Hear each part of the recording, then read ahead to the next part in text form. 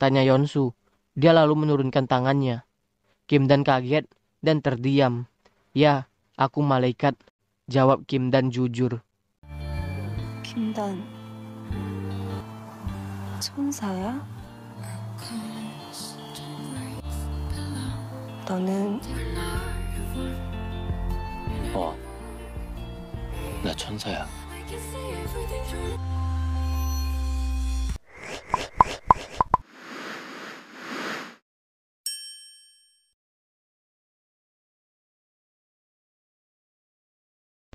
Yonsu mencoba untuk mengingat apa yang sebenarnya terjadi pada hari itu. Sambil mengingat jawaban dari si penjual, kemudian dia mengingat saat Kim Dan tampak begitu cemas kepadanya, serta bekas merah di kedua pergelangan tangannya. Tiba-tiba saja sebuah mobil melaju dengan kencang, dan karena Yonsu sedang berdiri di pinggir jalan, maka dia pun terjatuh. Kemudian semua ingatan yang terjadi pada hari itu kembali secara perlahan.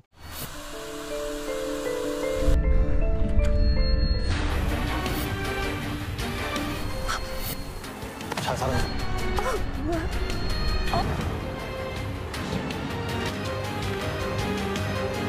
Kim Dan mengakui dengan jujur bahwa dirinya adalah seorang malaikat. Kim Dan meminta maaf karena telah tidak memberitahu. Tapi dia ingin Yonsu mendengarkan penjelasannya terlebih dahulu sekarang. Namun Yonsu menolak dan mau pergi. Kim Dan berlari mengejar Yonsu dan menghalanginya agar jangan pergi. Dan meminta maaf kepada Yonsu. Kim Dan menjelaskan bahwa sebenarnya pada hari itu, dia mau menceritakan semuanya kepada Yonsu di tempat ini. Tentang dirinya yang bukan seorang manusia, tapi seorang malaikat. Tapi dia takut Yonsu akan merasa ngeri serta takut kepadanya. Namun walau begitu dia tetap ingin memberitahu Yonsu. Tapi, kamu gagal karena aku diculik, tebak Yonsu. Andai aku jujur, akankah kamu mempercayaiku? Tanya Kim Dan pelan. Kamu pikir aku pasti terkejut? Apa hebatnya menjadi malaikat? Entah kamu vampir, siluman, alien atau apapun, seharusnya kamu memberitahuku. Kamulah yang tidak mempercayaiku. Kenyataan bahwa tidak mempercayaiku sangatlah menyebalkan. Jelas Yonsu dengan kesal lalu dia pergi. Dan Kim Dan terdiam di tempatnya. Dia mencoba mengajak Yonsu untuk berbicara. Tapi Yonsu menolak dan menepis tangan Kim Dan dengan kuat. Dan tanpa sengaja, tangan Kim Dan terantuk pohon dan terluka. Melihat itu, Yonsu langsung merasa cemas dan ingin melihat luka Kim Dan. Tapi Kim Dan menyembunyikan tangannya, tidak berani untuk memperlihatkannya. Namun akhirnya, Kim Dan memperlihatkan juga tangannya yang terluka. Ketika melihat luka di tangan Kim Dan yang sembuh secara ajaib, Yonsu terkejut dan bertanya apakah Kim Dan benar-benar seorang malaikat. Kamu bilang tidak akan terkejut, komentar Kim Dan. Mana mungkin aku tidak terkejut jika bekas luka lenyap begitu saja, protes Yonsu terkejut. Di dalam kamar, Yonsu masih memikirkan tentang Kim Dan yang ternyata benar-benar seorang malaikat. Dia menyentuh sapu tangan Kim Dan memperhatikannya. Junsu mengirimkan pesan suara kepada Runa, dan Runa pun mendengarkan percakapan suara antara Nyonya Jung dengan Guang yang dikirimkan kepadanya tersebut. Nyonya Jung meminta Guang untuk berhati-hati, karena Yonsu juga tidak tahu apa-apa, serta mereka tidak memiliki bukti, maka tidak akan ada hukuman untuk orang jahat. Jadi Nyonya Jung berencana merelakan segalanya. Dia meminta agar Guang juga berhenti sebelum Yonsu tahu. Lalu setelah mengatakan itu, Nyonya Jung berjalan pergi. Selesai mendengarkan percakapan itu, Runa tersenyum senang. Nyonya Jung kembali dan mengambil HP Guang, dan dia melemparkan HP Guang ke sungai yang ada di hadapan mereka. Nyonya Jung memberitahukan tentang Jiwung yang telah meninggal. Lebih tepatnya Jiwu dibunuh. Mengetahui itu, Guang kaget. Yonsu dan Kim Dan datang mendekati mereka berdua, dan melihat itu Guang merasa ketakutan. Flashback, Nyonya Jung meminta Yonsu segera pergi ke kantor polisi dan melaporkan semuanya tentang Yonsu yang diculik dan hampir terjatuh dari gedung. Dan Kim Dan pun menjelaskan bahwa dia telah memeriksa CCTV tapi hasilnya nihil, jadi mereka tidak memiliki bukti apapun. Kamu bilang barang Tuan Moon hilang. Kesaksian tidak akan cukup untuk mengajukan tuntutan. Kita harus mendapat petunjuk agar mereka menyelidiki ulang. Jelas Yonsu. Pak Guang harusnya memberanikan diri untuk mengambil keputusan. Dia pasti takut dan hilang kendali, balas Nyonya Jung. Nyonya Jung menjelaskan kepada Pak Guang bahwa dia bertanya-tanya tentang bagaimana mereka bisa tahu mengenai Jiwung yang berada di Seoul saat ini. Dan karena itu, maka dia pun telah memeriksa HP-nya kepada teknisi, tapi tidak ditemukan penyadap. Jadi itu pasti HP Pak Guang yang disadap. Flashback, untungnya mereka masih percaya bahwa Yonsu tidak mengingat tentang penculikan itu. Jadi itu akan menjadi keuntungan untuk mereka. Pak Guang tampak masih sangat terkejut dan Yeonsu pun menanyakan apakah Pak Guang merasa akan aman jika bekerja dengan kedua pihak. Pak Guang berlutut meminta maaf pada Yeonsu. Apakah kamu membunuhnya? Tanya Yeonsu marah. Dia tidak mau mendengarkan permintaan maaf Pak Guang. Pikirkan baik-baik bagaimana kamu bisa dimaafkan Pak Guang, kata Yeonsu dengan tegas. 죽였어, 아저씨? 낼 줄은 몰랐다고. 닥쳐요! Setelah itu, mereka bertiga pun berjalan pergi meninggalkan Park Guang sendirian. Nyonya Jung meminta Yeonsu serta Kim Dan untuk pergi dahulu karena dia akan mencoba untuk meyakinkan Park Guang lagi. Dan mereka berdua pun mengiyakan. Ketika Nyonya Jung telah pergi, Yeonsu hampir saja terjatuh karena lemas. Untuk saja Kim Dan berhasil menopangnya tepat waktu. Dan dia meminta Yeonsu untuk duduk sebentar saja. Kim Dan kemudian memperlihatkan kotak kenangan yang dibawanya kepada Yeonsu. Dan ketika melihat apa isi kotak kenangan itu, Yeonsu merasa heran. Karena itu adalah barang yang pernah diberikannya kepada Sungwoo. Akulah anak itu. Anak yang kamu temui di Pulau Yunhwa. Aku Yu Sungwoo. Jelas Kim Dan memberitahukan tentang dirinya. Dia mulai mengingat semuanya tentang janjinya ketika melihat tarian pelangi Yeonsu. Tentang dirinya yang mau menjadi orang dewasa dan melindungi Yeonsu. Mulai sekarang, aku akan menemanimu. Lalu dia bertanya, apakah Yeonsu marah? Karena Yeonsu hanya diam. Yeonsu berdiri menjauhi Kim Dan sedikit. Kim Dan menghalangi Yeonsu agar jangan pergi. Aku tahu kamu marah, tercengang, dan kaget. Pukul aku sepuasmu hingga kamu merasa lebih baik. Jelas Kim Dan sambil memejamkan matanya dan merentangkan kedua tangannya. Yeonsu diam dan menangis. Kim Dan merasa heran kenapa Yeonsu menangis. Dan Yeonsu menjelaskan bahwa dia harus berpamitan lagi dengan Sungwoo tanpa menyadari bahwa Sungwoo ada di dekatnya. Kim Dan menghapus air mata Yeonsu dan meminta Yeonsu agar jangan menangis karena dirinya. Kemudian, Kim Dan mencium Yeonsu.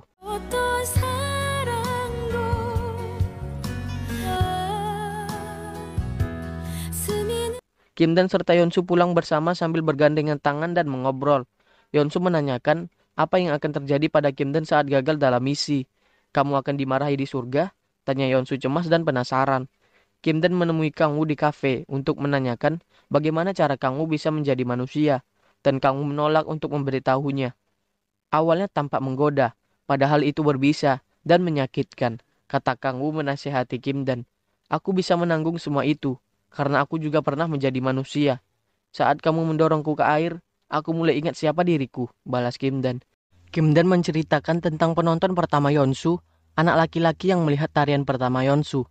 Itu adalah dirinya, sehingga dia sangat yakin kalau dia dikirim untuk Yeonsu adalah untuk perlindungannya.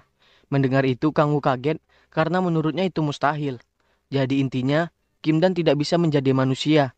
Meski itu bisa, maka dirinya tidak akan mengizinkan Kim Dan. Kang Woo tidak bisa fokus bekerja. Dia mengingat kembali pembicaraannya semalam dengan Kim Dan kemarin, tentang Kim Dan yang pernah menjadi manusia. Kemudian Yeonsu datang mengetuk pintu ruangannya dan mengajaknya untuk berbicara. Kang Woo mengingatkan bahwa Kim Dan bukanlah manusia. Mendengar itu, Yeonsu terkejut dan bertanya, bagaimana Kang Woo tahu? Yeonsu menyuruh Kim Dan untuk membantu merekam dirinya yang sedang menari, dan sambil mengajari Kim Dan cara merekam. Yeonsu mengingat kembali pembicaraan dengan Kang Woo. Kamu pikir berapa lama itu akan bertahan? Jangan bilang kamu berpikir, malaikat akan selamanya di sini, kata Kang Woo mengingatkan Yeonsu. Yeonsu kemudian mulai berlatih menari, dan Kim Dan merekamnya. Lalu tiba-tiba Kim Dan teringat kembali perkataan Kang Woo tentang cara agar dirinya bisa menjadi manusia, yaitu dengan cara Yeonsu harus mati. Tanpa sadar, Kim Dan pun teriak tidak. 아니야. Kim Dan datang ke gereja untuk menemui Hu, tapi ternyata bukan Hu yang berada di sana. Awalnya Kim Dan mengira Hu sedang menyamar, tapi ternyata orang tersebut beneran bukan Hu. Dan ternyata Hu sedang ditahan di penjara. Pagi hari ketika memeriksa kotak surat, Nyonya Jung menemukan sebuah amplop coklat besar. Nyonya Jung memberikan amplop tersebut kepada Yeonsu.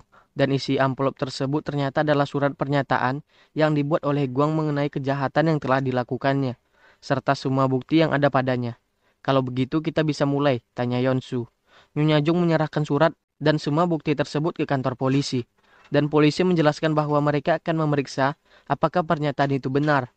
Yeonsu datang ke rumah Nyonya Choi, sementara dengan ramah, Tuan Gem menyambut kedatangan Yeonsu. Tapi tanpa mau berbasa-basi, dia ingin semua duduk bersamanya karena ada yang ingin dia bicarakan. Runa memberikan perintah agar Junsu bersembunyi dulu untuk sementara, karena Yeonsu sudah tahu semuanya dan hanya sedang bersandiwara. Jika nanti dia membutuhkan Junsu, maka dia akan menghubungi Junsu. Kali ini, aku tidak akan melakukan kesalahan, jelas Junsu. Saat melihat Kim Dan berada di hadapannya, Junsu langsung menyimpan HP-nya dan berniat untuk berjalan melewati Kim Dan begitu saja. Tapi Kim Dan menyentuh bahunya dan menahannya. Jadi dia berpura-pura menyapa. Kim Dan lalu menjentikkan jarinya.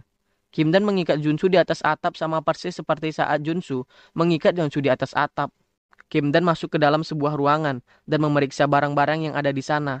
Lalu di dalam sebuah koper yang ada di dalam lemari, dia berhasil menemukan sebuah dompet yang berisikan KTP Moon Ji-woong. Yeonsu membacakan surat pernyataan yang dibuat oleh Guang di hadapan semuanya. 저는 2017년부터 2019년까지 고용인 판사 발레리나의 각막 기증을 방해했습니다. 최영자 단장의 사주를 받아 Mendengar surat yang Yeonsu bacakan, mereka bertiga merasa terkejut, terutama Nina. Dia paling tampak terkejut mendengar surat tersebut. Nyonya Choi menyuruh Liansu untuk menghentikan. Lalu dia berusaha untuk menjelaskan pada Nina bahwa itu semua hanyalah konspirasi dan rekayasa. Kemudian dia mengusir Yeonsu keluar dari rumahnya. Yeonsu tersenyum dan mengeluarkan rekaman suara yang dimilikinya. Rekaman tentang Nyonya Choi yang meminta data para penari pada Guang. Karena dia ingin membeli suara para penari, serta Nyonya Choi yang menyuruh Guang untuk pergi berlibur ke Inggris. 근데 갑자기 그런 건 왜? 단장이 단원들한테 관심 가지는 이게 뭡니까 단장님? 이참에 애들 보러 영국 한번 다녀와. 박 실장 이 자식 Yeonsu memberikan waktu 24 jam untuk pengunduran diri bibinya. Lalu dia pergi. Di dalam mobil, Kim Dan memberitahu bahwa dia telah menemukan tas Tuan Moon sehingga mereka bisa menggunakan itu untuk mengurus semuanya.